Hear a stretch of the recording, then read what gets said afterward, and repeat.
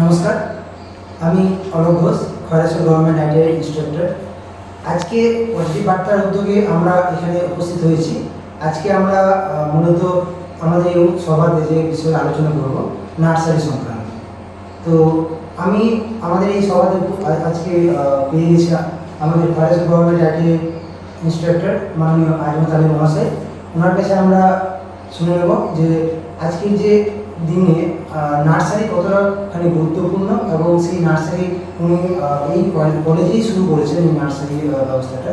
তো সেই সম্পর্কে দু একটা শুনে নেব স্যারের কাছ থেকে। অ্যাকচুয়ালি নার্সারি হচ্ছে একটা আবেগ, যেখানে আমাদের এক একটা ইউনিট হচ্ছে একটা প্ল্যান্ট। সেখানে ছোট থেকে যারা বড় হয়ে যেগুলো আমরা মার্কেটিংয়ের জন্য যে শুধু বিক্রি করবো সেটার বড় ব্যাপার না। এখানে যদি আমার যে লেবার আছে তাদের যদি ভালোবাসা না থাকে, তার একটা নার্সারি সম্পূর্ণ তৈরি হয়ে গিয়েও শেষ পর্যন্ত নষ্ট করে দেবে। তো নার্সারির এটাই বড় কথা, যেখানে আমাদের ভ্যারাইটিস প্ল্যান্ট থাকছে সেটা তো থাকবেই, তার পাশাপাশি যেগুলো দরকার সেটা হচ্ছে এখানে আমাদের সবাইকে, আমাদের প্রত্যেকটা লেবার এবং লেবারের পাশাপাশি আমাদের যে সমস্ত কর্মী রয়েছে তাদেরকে আরও অ্যাক্টিভ হতে হবে। এবং আমাদের নার্সারির মেন যে উপযোগিতা, আমাদের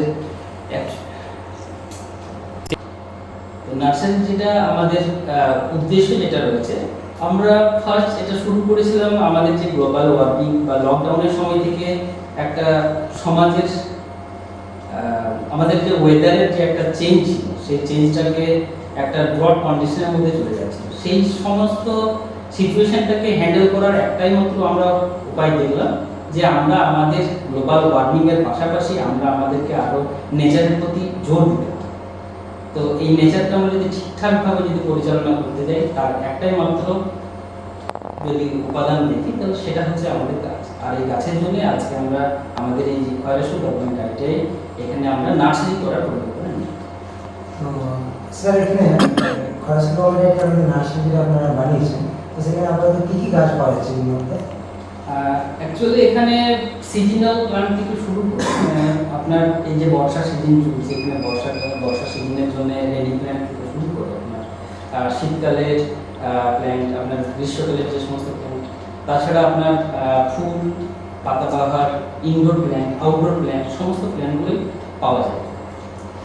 স্যার, নার্সারি যে আপনারা এখানে বানিয়েছেন, তো অবশ্যই কিছু একটা ভালো দিক বিচার বিবেচনা করে শুধু নার্সারির প্রতি উদ্যোগটা নিয়েছেন আপনারা, কারণ আরও তো ভালো কাজগুলো আরও অনেক তো প্রজেক্ট বা উদ্দেশ্য থেকে থাকে, সেগুলোর মধ্যে শুধুমাত্র নার্সারিটা বেছে নিয়েছেন, সেটার পেছনে মূল উদ্দেশ্য। এটা আসতে গেলে আমাকে ওই যে লকডাউন সিচুয়েশনে আমাকে একটু প্রভাবিত করে। সেখানে আমরা আমাদের নেচারকে যদি ঠিকঠাক যদি করতে যাই বা আমাদের যে তো স্যার, যেটা বলছিলাম যে আপনারা যেখানে নার্সারিটা বা নার্সারি বানানোর যে উদ্যোগ নিয়েছেন, তো আরও অন্যান্য ভালো উদ্যোগ যেগুলো আছে সেগুলোর মধ্যে শুধুমাত্র নার্সারিটা বেছে নেওয়ার কারণটা যদি সম্ভব হয়। দেখুন, ভালো উদ্যোগের পাশাপাশি আমারও ভালো লাগার কিছু ব্যাপার আছে। তো সেখানে গাছকে ছোট থেকে আমি ভালোবাসি। এবার আমাদেরকে যদি গাছটাই আমার পক্ষে যদি বলি, তাহলে গাছটি আমার ক্ষেত্রে সেরা, বা আমি একটা ইসি, কারণ আমি গাছ নিয়ে পড়াশোনা করেছি, প্লাস সেটাকে কীভাবে ইউটিলাইজ করা যাবে।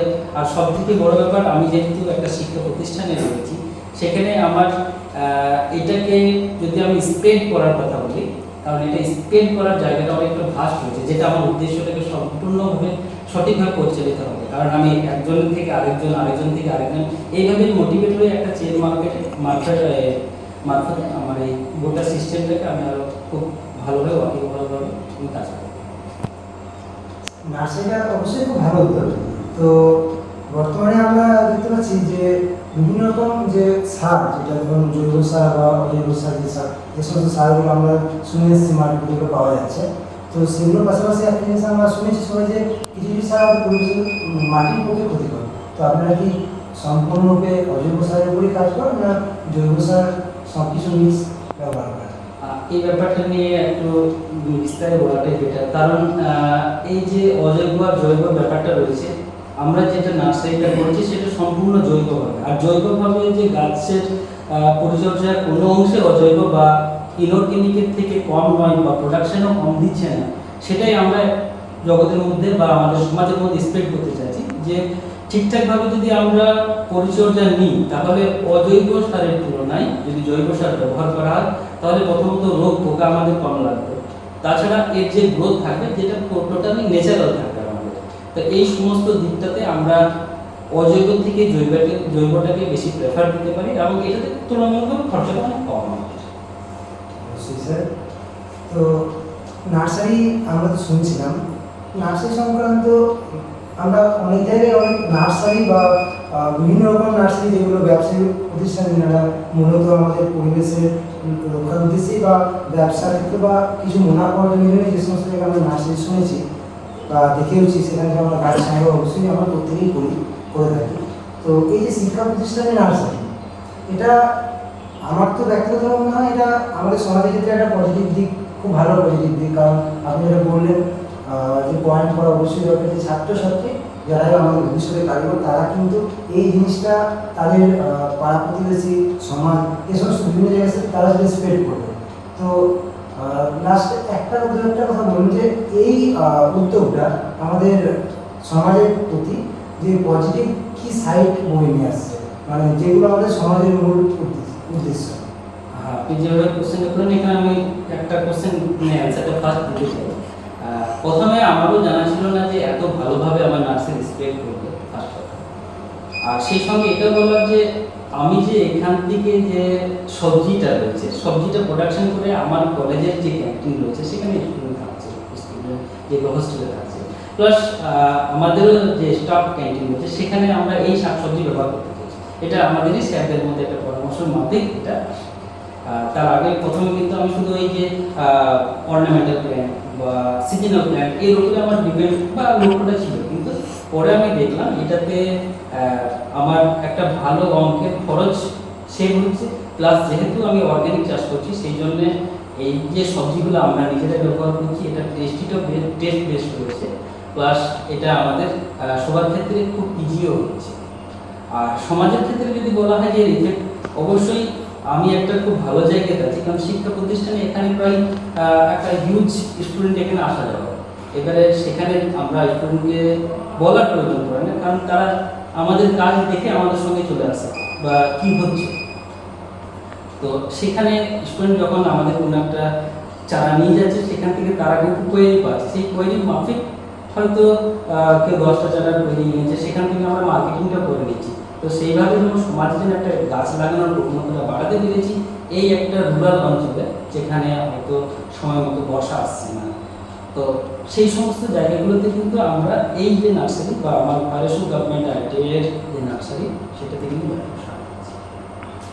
তো অবশ্যই আমরা শুনছিলাম আমাদের ভারত গভর্নমেন্ট আইডিয়ার নার্সারি যিনি কনভেনর মাননীয় আবুল মহাশয়ের কাছ থেকে যে নার্সারি সংক্রান্ত দূরের কথা, অবশ্যই বর্তমান যুগে নার্সারিটা খুব ভালো একটা উদ্যোগ। এই নার্সারির উপর বেস করেই কিন্তু আমরা আমাদের সমাজের অনেকটা যে দূষণ, পরিবেশ দূষণ যেটা, সেটা কিন্তু আমরা অনেকটা ওভারকাম করার চেষ্টা করতে পারি।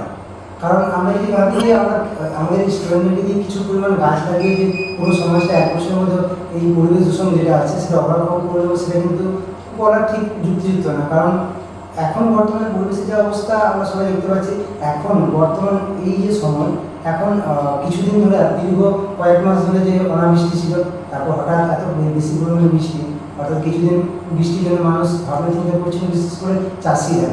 এবং বর্তমানে আবার অতিবৃষ্টি হচ্ছে, কোথাও বন্যা হচ্ছে। এই যে খামখেয়ালি বন্যা পড়েছে সেটা কিন্তু আমাদের সেই ব্যবস্থাটা বা সেই পরিবেশ দূষণের পরিস্থিতিটা দূরীকরণ করার লক্ষ্যেই কিন্তু আমরা এই যে গাছ লাগানোর প্রচেষ্টা সেটা কিন্তু আমাদেরকে মাথায় রাখতে হবে এবং তার জন্য আমাদের প্রত্যেকেই কিন্তু মিনিমাম একটা করে গাছ লাগাতে হবে। এবং সেই গাছ লাগানোর পাশাপাশি কিন্তু বিশেষ করে নজর রাখতে হবে সেই গাছটা যেন আমরা পরিচর্যা করি মিনিমাম 2 থেকে 3 বছর। কারণ গাছ যদি আমরা পরিচর্যা না করি তাহলে কিন্তু সেই আমাদের গাছটা রোপণ করার বেকার। হ্যাঁ, একদমই তাই। কারণ আমরা অনেক জায়গায় দেখেছি বিভিন্ন জায়গায় বিভিন্ন রকম প্রচেষ্টা বা বিভিন্ন রকম ক্ষেত্রে গাছ রোপণ করা হয়, কিন্তু সেগুলো পরিচর্যা করা হয়, সঠিক পরিচর্যার অভাব। সেই পরিচর্যার অভাবে কিন্তু অনেক গাছ মারা যায়। এবার সেই ক্ষেত্রে হয়তো অনেক খরচ হয়, কিন্তু খরচটা ঠিকঠাক ইউটিলাইজ হয় না। তো প্রত্যেকের কাছে বিনীত একটাই নিবেদন থাকবে যে আপনারা গাছ লাগান, অবশ্যই কিন্তু গাছটা যেন সম্পূর্ণ বড় হয়, সেই সেটা মাথায় রাখবেন। কারণ গাছ হয়তো একটাই লাগান, বেশি লাগানোর দরকার নেই, কিন্তু গাছটা যেন সম্পূর্ণ বড় করতে পারেন সেটা কিন্তু আপনার নিজেরই কর্তব্য।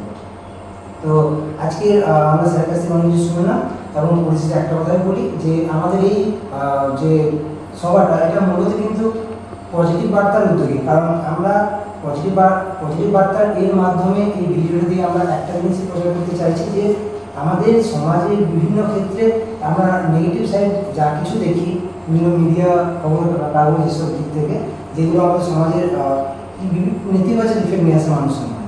তো আমরা চাই যে সমাজের মানুষদের কাছে কিছু ভালো উদ্যোগ, ভালো প্রয়াস মানুষের কাছে পৌঁছাক, মানুষ সেই প্রয়াসকে লক্ষ্য রেখে বা সেই প্রয়াস দেখে পড়ে নিজেরাও ভালো কাজে উদ্যোগ দেওয়া।